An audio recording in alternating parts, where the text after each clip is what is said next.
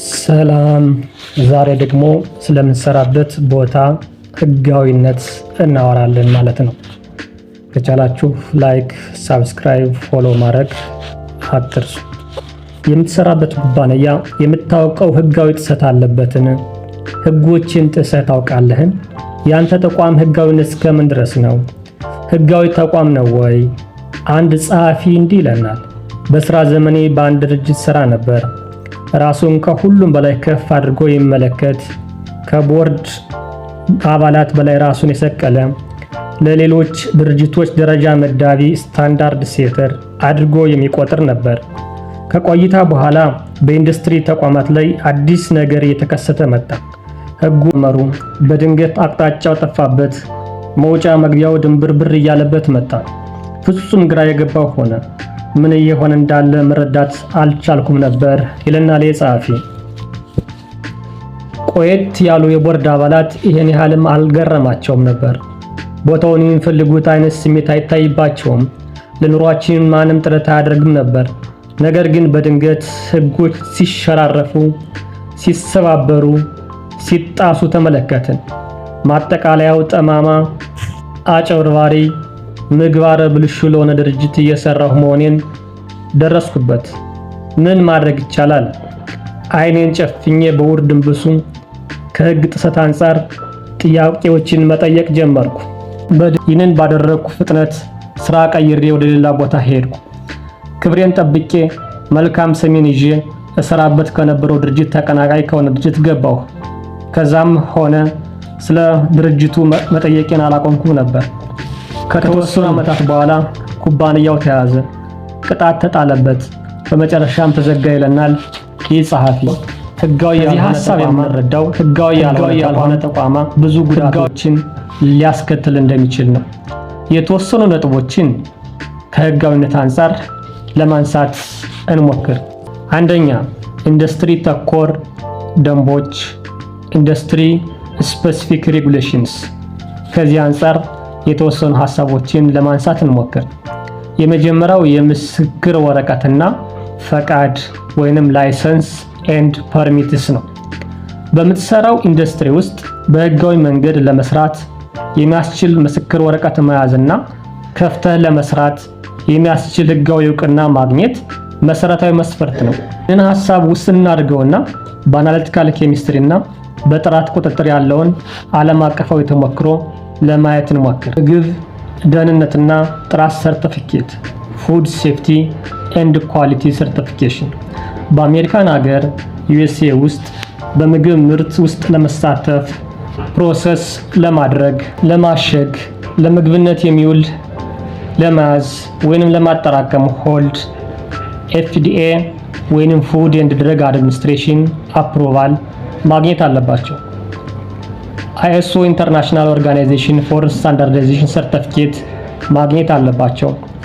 አይኤስኦ 22000 ፉድ ሴፍቲ ማኔጅመንት፣ አይኤስኦ 9001 ኳሊቲ ማኔጅመንት ሲስተም የምግብ ምርት ጥራትና ደህንነት በተያያዘ ብዙ ጊዜ የሚጠየቁ ሰርቲፊኬቶች ናቸው። አናሊሲስ ክሪቲካል ኮንትሮል ፖይንት ወይንም ሃስፕ ሰርቲፊኬሽን በምርት ሂደት ውስጥ የሚፈጠር ኃላፊነት ሪስክስ ለመለየትና ለማስተዳደር የሚያስችል ስርዓት ነው።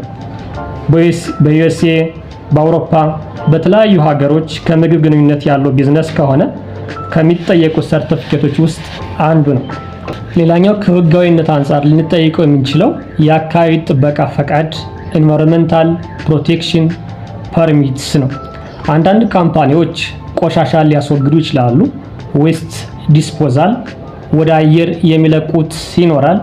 ኤር ኢሚሽን የውሃ የያዝ ጉዳይ ይኖራል። ዋተር ትሪትመንት አሜሪካን ሀገር ውስጥ ኢፒኤ ኢንቫይሮንመንታል ፕሮቴክሽን ኤጀንሲ የሚባል አለ። ከሱ ፈቃድ ሊያገኙ ይገባል። ሌላኛው ከጤና አኳያ በአሜሪካን ሀገር ውስጥ ኦሻ ኦኩፔሽናል ሴፍቲ ኤንድ ሄልዝ አድሚኒስትሬሽን የሚባል አለ። የሱ ዋና ስራው የሥራ ቦታ ደህንነት ጋር ነው የተያያዘው። የሚሰራው የሚከታተለው ፈቃድ የሚሰጠውም አደጋ የሚያደርሱ ኬሚካሎች ሃዛርደስ ኬሚካልስ ወይንም ማሽኖች ጋር በተያያዘ ነው። ስለዚህ ተቆጣጣሪ አካላት ከጤናና ደህንነት አንጻር ያለውን ይቆጣጠራሉ፣ ያረጋግጣሉ። አናሊቲካል ኤንድ ላቦራቶሪ ሰርቲፊኬሽን ይባልም አለ። GLP ጉድ ላቦራቶሪ ፕራክቲስ አንድ ሰው በመሞከር ቴስቲንግ እና በመተንተን አናሊሲስ ቢዝነስ ውስጥ መሳተፍ ከፈለገ GLP የሚባል ሰርቲፊኬት ያስፈልገዋል። በተለይ መንግስት ሬጉሌትድ ወይም የቆጣጠራቸው ምርቶችን ከሆነ ካሊብሬሽን ኤንድ ቴስቲንግ ላብ አክሬዲቴሽን የምንለው ISO ወይም IEC 17025 ብቁነትን ለመፈተን እና ካሊብሬት ለማድረግ የሚሰጥ እውቅና ነው። ስለዚህ እነዚህ ሰርቲፊኬቶች ማግኘት አንዱ ህጋዊ መንገድን ለመያዝ ያገለግላል ማለት ነው። ሌላኛው ህጋዊነት ደግሞ የንግድ መዋቅርና አስተዳደር ጋር ይገናኛል። ቢዝነስ ስትራክቸር ኤንድ ገቨርናንስ ተገቢ ህጋዊነት ያለው የንግድ መዋቅር ምረጥ። ይህ ምርጫ የታክስ ስርዓትን ተጠያቂነት ላይ ወይንም ሌሎች የቢዝነስ ምርጫዎች ላይ የራሱን የቻለ አስተዋጽኦ ይኖረዋል ማለት ነው። የተወሰኑ የቢዝነስ አወቃቀሮችን ለማንሳት እንሞክር። የመጀመሪያው ሶል ፕሮፕሪተርሺፕ ወይም ደግሞ ብቸኛ ባለቤትነትን ይመለከታል። በአንድ ሰው ባለቤትነት የተያዘ ስራውም የሚሳለጠው በአንድ ሰው ነው። ጥቅሙ ለመጀመር ቀላል ነው። ሙሉ በሙሉ የምትቆጣጠረው አንተ ነህ። የቁጥጥር ስርዓቱ አነስተኛ መሆኑ ለዚህ ጥቅም ይኖረዋል። ጉዳቱ ገንዘብ የምታገኘው አማራጭ ውስን ነው። ያንተን ሀብት ነው የሚይዘው ወይም የሚፈልገው ህጋዊ ተጠያቂው ማንተው ራስህ ነህ ማለት ነው። አናሊቲካል ቴስቲንግ ሰርቪስ የላቦራቶሪ ሙከራ አገልግሎት ለመስጠት ለዚህ አንዱ ምሳሌ መሆን ይችላል። መጠነኛ የሆነች የማማከር ድርጅት ወይም ስሞል ስኬል ኮንሳልቲንግ ለዚህ ሌላኛው ምሳሌ መሆን ይችላሉ ማለት ነው። ፓርትነርሺፕ ሁለትና ከዛ በላይ የሆኑ ሰዎች ሊከፍቱት ይችላሉ። ሁለት አይነት ነው። ጀነራል ፓርትነርሺፕ የምንለው አለ፣ ሊሚትድ ፓርትነርሺፕ የምንለው አለ። ጀነራል ፓርትነርሺፕ ስንል እኩል መብት፣ እኩል አስተዋጽኦ፣ እኩል አስተያየትን ሲመለከት፣ ሊሚትድ ፓርትነርሺፕ ደግሞ የተወሰነ አዋጥተህ የምትገባበት ነው ማለት ነው። ሌላኛው ሶስተኛው ሊሚትድ ሊያቢሊቲ ካምፓኒ የምንለው አለ። በኮርፖሬሽን እና በፓርትነርሺፕ መካከል የሚገኝ ድቅል ወይም ደግሞ ሃይብራይድ የሆነ የንግድ ድርጅት ነው ማለት ነው። አባላቱ የተገደበ ግላዊ ሀብት ይኖራቸዋል። ጥቅሙን እንመልከት። የታክስ ፍሌክሲቢሊቲ ወይም ተለማጭነት ይኖራል ማለት ነው። የምታሟላቸው ቅድመ ሁኔታዎች አነስተኛ ናቸው። ፊወር ፎርማሊቲስ የህግ ጥበቃ ይኖራል። ሌላኛው መካከለኛ ስፋት ያለው የአናሊቲካል ላብ እንደ ምሳሌ መውሰድ እንችላለን። ምግብ ምርት ላይ የሚሳተፉ ስታርታፖች የዚህ ምሳሌ መሆን ይችላሉ ማለት ነው። አራተኛው ኮርፖሬሽን ወይም PLC ጋር የሚገናኝ ነው። ህጋዊ ተቋሙ ወይንም አካል ሆኖ ከባለቤቶቹ ግን የተለየ። ይሄን C ክሮፕ ማለት እንችላለን። ስታንዳርድ ኮርፖሬሽን ማለት ነው። S ክሮፕ ማለት እንችላለን። በአሜሪካን ውስጥ የሚገኙ ስሞል ኮርፖሬሽኖች ወይም ስሞል ተቋማትን የንግድ ተቋማትን ይመለከታል። ሶስተኛው PLC ፐብሊክ ሊሚትድ ካምፓኒ ነው። ጥቅሙ ካፒታል ማሳደግ ይቻላል። የተገደበ ተጠያቂነት ይኖራል። ማስፋፋት ይቻላል። ጉዳቱ ውስብስብ የሆነ መዋቅር አለው። ከፍተኛ የሆነ የቁጥጥር ስርዓት ተገዥነት ይኖራል። ኢንቨስተሮችን የሚፈልግ ትልቅ ቢዝነስ ይኖራል። ኤክስፖርት የሚያደርጉ ትላልቅ የምግብ አምራቾች፣ ትልቅ የሆነ አናሊቲካል ላብ የመሳሰሉ ለዚህ ምሳሌ መሆን ይችላሉ ማለት ነው። ሌላኛው ከዚህ ጋር የምናነሳው የአስተዳደር መዋቅር ይሆናል። እንዴት ነው ውሳኔዎች የሚካሄዱት? ስልጣኑን አውቶሪቲ የሚይዘው ማን ነው? የቢዝነሱን ተጠያቂነትን የሚስጥራዊነት ማቆየት የሚቻለው እንዴት ነው? ወዘተ ለሚሉት ጥያቄዎችን መልስ ለመስጠት መሞከር ማለታችን ነው። የውስጥ አስተዳደር ሰነዶች ኢንተርናል ገቨርናንስ ዶክመንት እና ባይሎውስ መተዳደሪያ ደንብ ለዚህ በጣም አስፈላጊዎች ናቸው። እስቲ ኦፕሬቲንግ አግሪመንትን እንመልከት። የስራ ማስኬጃ ስምምነት ማለት ነው። የአባላትን ሚና፣ የመብረጥ መብትን፣ የትርፍ ክፍፍልን፣ የክርክር አፈታትን ሁኔታዎችን መተርጎምን ያካትታል። ሌላኛው ደግሞ መተዳደሪያ ደንብ ብንል የቦርድ ስራዎችን፣ ስብሰባዎችን፣ የባለስልጣናትን መብትና ግዴታ፣ የአክሲዮን ባለድርሻ መብቶችን ይሸፍናል ማለት ነው። ቁልፍ የሆኑ ሚናዎችና ኃላፊነቶችን እንውሰድ። ከዚህ ጋር ከአስተዳደር መዋቅር ጋር የመጀመሪያው ሚና ብናይ ባለቤት ወይም መስራች ነው። ስልታዊ አቅጣጫን ይቀይሳል።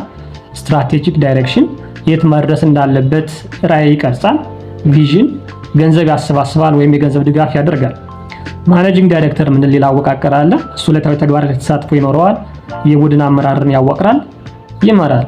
የጥራት አስተዳደር ብንል የጥራት አመራር ስርዓትን ያሻሽላል፣ ይተገብራል፣ ቀጣይነቱን ያረጋግጣል። የተቀመጡ የመስሪያ ቅደም ተከተሎችን ስታንዳርድ ኦፕሬቲንግ ፕሮሲጀርስ ያዋቅራል፣ ጊዜውን የጠበቀ እንዲሆን ያደርጋል። ኢስታብሊሽድ ኤንድ አፕዴትድ። የቴክኒክ ዳይሬክተር ብንል ደግሞ ከትንታኔ ስነ ዘዴዎች ከምሳሌዎች ጋር ያሉ ግንኙነቶችን ያስተዳድራል ማለት ነው። የፋይናንስ ማናጀር ብንል በጀት ያስተዳድራል፣ ኦዲት ጋር የተያያዙ ስራዎች እንዲሰሩ ያደርጋል፣ ጊዜውን የጠበቀ ሪፖርት ያደርጋል፣ የታክስ ጉዳይን ያስከብራል። እነዚህ አይነት አወቃቀሮች ይኖራሉ ማለት ነው። ሌላኛው ቦርድ ኦፍ ዳይሬክተርስ ኦር አድቫይዘሪ ኮሚቴ የምንለው አወቃቀር አለ። የዳይሬክተሮች ቦርድ ወይም አማካሪ ኮሚቴ ማለታችን ነው። በዋናነት ለኮርፖሬሽኖች የሚያገለግል ነው። ከመካከለኛ እስከ ትልቅ ንግዶች ይጠቀሙታል። ስትራቴጂካዊ የሆነው ውሳኔዎችን ጋይድ ማሳየት ወይም መንገድ ማሳየት ይኖራል። በጀቶች እንዲጸድቁ ያደርጋል ወይንም መጽደቁን ያረጋግጣል። አፈጻጸሙን ይገመግማል፣ ይቆጣጠራል። የኢንዱስትሪ ኤክስፖርቶችን፣ ኢንቨስተሮችን፣ ባለሀብቶችን፣ ህጋዊ አማካሪዎችን ወዘተ ሊያካትት ይችላል ማለት ነው። ሬጉላቶሪ ገቨርናንስ ወይም የቁጥጥር አስተዳደር የምንለው ደግሞ አለ። ከአናሊቲካል ኢንዱስትሪ ጋር እናገናኘው። መልካም የምርት ተሞክሮ ጉድ ማኑፋክቸሪንግ ፕራክቲስ እንዲኖር ይሰራል። መልካም የቤተ ሙከራ ተሞክሮ ጉድ ላቦራቶሪ ፕራክቲስ እንዲኖር ይሰራል። ሃዛርድ አናሊሲስ ኤንድ ክሪቲካል ኮንትሮል ፖይንት፣ እነዚህ በዶክመንት የተደገፉ ፕሮሲጀርስ ይፈልጋሉ። ብቁ የሆነ ባለሙያ ኳሊፋይድ ፐርሰን፣ የውስጥ ኦዲት፣ ኢንተርናል ኦዲት እና ሪስክ ቤዝድ የሆነ ቁጥጥርን ይፈልጋል። ይህንን ነገር ያዋቅራል ማለት ነው። የመዝገብ አያያዝ ሪከርድ ኪፒንግ ኤንድ ኮምፕላያንስ፣ የዘመነውን መያዝ ሜንቴን አፕዴቲንግ፣ የንግድ ምዝገባ ሰነዶች ቢዝነስ ሬጅስትሬሽን ዶክመንት፣ የግብር ሰነዶችና ፈቃዶች ታክስ ፊሊንግስ ኤንድ ላይሰንስስ፣ የቅጥርና የስልጠና ጉዳይ መዝገቦች፣ የትንታኔ ሪፖርቶችና የጥራት ማረጋገጫ ሰነዶች አናሊቲካል ሪፖርትስ ኤንድ ኳሊቲ አሹራንስ። ይህን ዶክመንት በስርዓት ለመያዝ የተለያዩ ሶፍትዌሮችን ሊጠቀም ይችላል። ከዚህም ጋራ ራሱን የቻለ አወቃቀርም አለ ማለት ነው።